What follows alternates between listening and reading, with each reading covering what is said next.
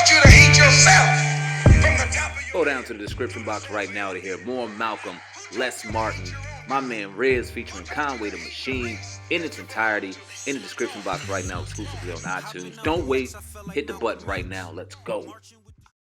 What's good and what up? It's your brother Sam, and here at Viral Hip Hop News. Do me a favor, family, before we get started with the content. Y'all know what to do. Go up top and hit that like button.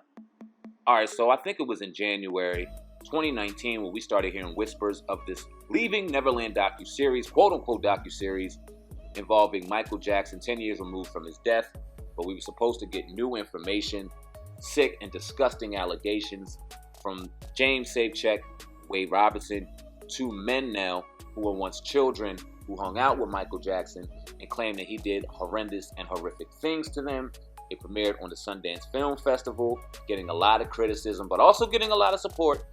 And then it was followed up by HBO showing the two-part quote-unquote docuseries, and we've seen the damages done. Everyone up in arms about it. Everyone pissed off. No one speaking on the credibility of James Safecheck and Wade Robinson, two men who have been known to lie on Michael Jackson, but nonetheless, the damage is done. It's out here. Now we have people trying to mute Michael Jackson, delete his music, delete his name. But one name in particular came up, obviously, people wanting to ask Macaulay Culkin, former childhood star, and someone during his childhood that without a doubt spent time with Michael Jackson. You've seen him on numerous videos, pictures, etc.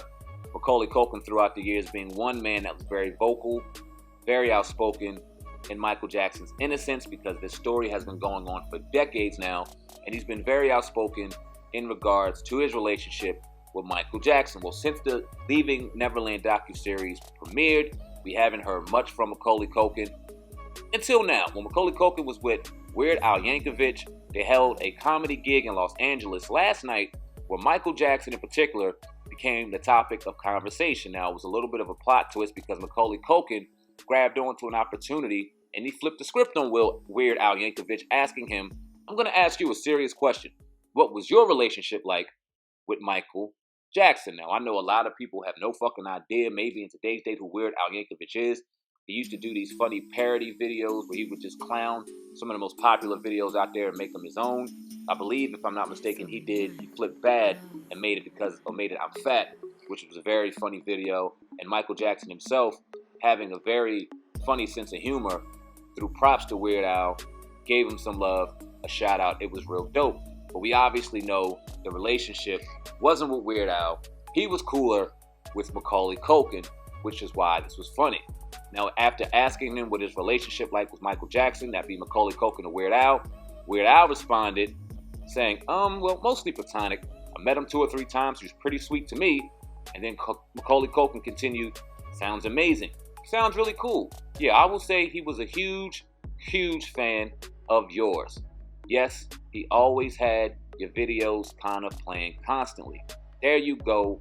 Validation, praise, hail Caesar. Now, obviously, Macaulay Culkin didn't direct the situation head on. He didn't answer any questions. This was a comedy sketch between himself and Weird Al Yankovic. But you can clearly see there's sarcasm involved in this. There's a lot of trolling involved in this. No one's taking light of a situation of pedophilia, that being a very, very situation.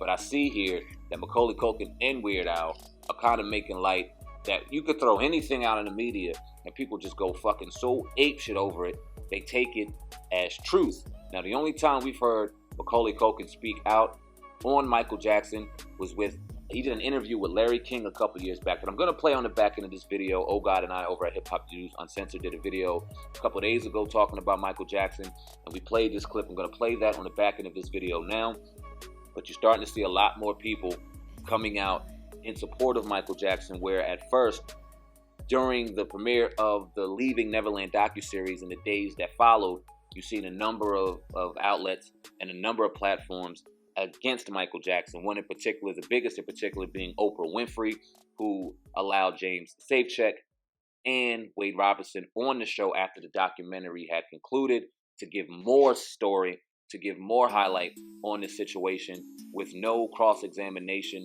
not questioning anybody's credentials, not questioning the two males' credibility, two known liars of this situation. It just seemed as though everything was kind of painted and steered, a narrative was steered for us to be forced to not want to ride with Michael Jackson, not like Michael Jackson, let's just delete all of his music. And then when you start saying things like that, I mean, you just got to ask why. Not going to do that right now. We've done that a number of times.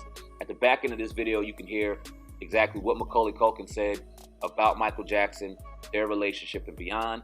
Form an opinion yourself. I've been in talks with Taj Jackson, the son of Tito Jackson, who's been very outspoken on behalf of his uncle, his late uncle, and his innocence, as well as Brandy Jackson, the niece of Michael Jackson, daughter of Jackie, who's also been very outspoken in their uncle's defense. Praying, man, I'm very confident that we're going to have them two, both Brandy Jackson and Taj Jackson, on the podcast very soon to speak about this directly. And I can't wait for that because, like I said, there's a lot of people staring narratives in regards to Michael Jackson, but you don't see a lot of people defending him. Now, whether you think it's real or not, there has to be an objective and clear perspective when it comes to this conversation, because if we weren't there, we don't know. And all we can do is lay everything out on the line and place truth for ourselves. Y'all leave a comment in the comment section right now. Let me know what you think of Weird Al Yankovic and Macaulay Culkin kind of trolling the crowd, controlling the media, so to speak, with this satire. Also, at the back end, like I said, make sure you listen to what Macaulay Culkin had to say in regards to Michael Jackson. Leave a comment on that. He says, and then we'll just go from here. Let's do it. We have to cover it, so let's ask about it. What's the relationship that you had with Michael Jackson? Had or have? I mean, it's kind of, whatever. Let's go with had. Listen, no, he's a good friend of mine, and he still is. I mean, everything that's going on, I mean, it's unfortunate. It's an unfortunate situation for everyone involved. And, I first get to meet him. I first met him, he kind of called me randomly, like out of the blue. He just kind of like, hi. Michael. I was like, hey. And the thing is, after Home Alone. This is after Home Alone. I actually had met him before I was doing Nutcracker at Lincoln Center. I was playing Fritz, and he came backstage one day, and I actually met him very briefly. And he kind of recognized me because it was after I'd done Uncle Buck, and so he kind of mentioned something, and then he calls me up kind of out of the blue, and it's kind of just this weird random thing. And he was like, why don't you come over to my house? And the thing is, I didn't react to him the way most people did. Most people were like, Michael Jackson. And, I mean, he was a god to people. And to me, he was, I knew he was a pop singer, but beyond that, I wasn't one of the fans. I think that's one of the reasons why we connected, was the fact that, believe me, I call him a jerk all the time. I call him a fathead and this and that, Your brother knew him too? Yeah, no, we all did. I mean, he was, a family friend. What happened at the house? That's what all these things that's what's so weird, Nothing happened, I mean, nothing really. I mean, we played video games, we played in some amusement park. Well, the thing is with that whole thing is that, they go, oh, you slept in the same bedroom as him. It's like, I don't think you understand. Michael Jackson's bedroom is 2 stories.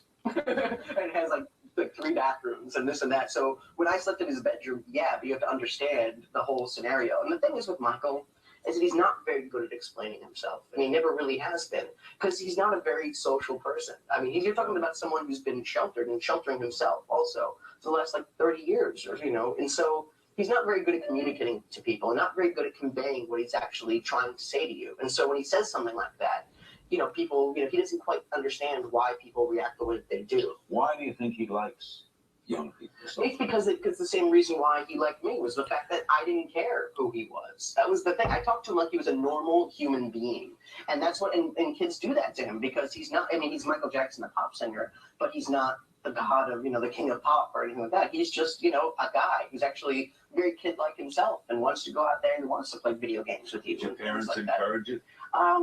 They weren't against it. It wasn't like they encouraged it or like pushing me upon it. It was just kind of like I wanted to hang out with them, and they were fine with it. So what do you make of what he's going through now? Like I said, it's unfortunate, and it's a circus right now. Do you think it's a bad rap? I think so. Yeah. I mean, listen. Like, look what happened the first time this happened to him. If someone had done something like that to my kid, I wouldn't just settle for some money. I'd make sure the guy was in jail. And it just really goes to show. I mean, as soon as they got the money and they ran. I mean, that's really what happened the first time. And so, I don't know. It's a little crazy, and I kind of have taken a step back from the whole thing because it is a bit of a circus. And if the same thing was happening to me, I wouldn't want to drag him into it, and vice versa. So I try my best to keep a distance from it, but. Like I said, he's still a friend of mine. A character witness, was you there? I guess so, but I probably not. I mean, like I said, it's crazy, and I don't really want to be a part of it. Did you like him? I like him, and he's a friend of mine. I'm not saying I wouldn't do something like that. It just hasn't been brought up to me, and I don't think he'd want me to either. Just because, like I said, if the same thing was happening to me, I wouldn't want him. What reaction has happened to you from all of this? What do you mean? I mean, people. How do people inquire of you a lot about it? Sometimes, yeah. I mean, people always have like their opinions. They always, it's funny. I mean, people always talk to me about him because, I'm one of these people who will tell you anything about my life, really, if you get me going, And so, yeah, I mean, I freely and openly talk about him and stuff like that. But overall, he's just a good friend of mine. But you wish him well. Yes, of course I do. What got you? All right.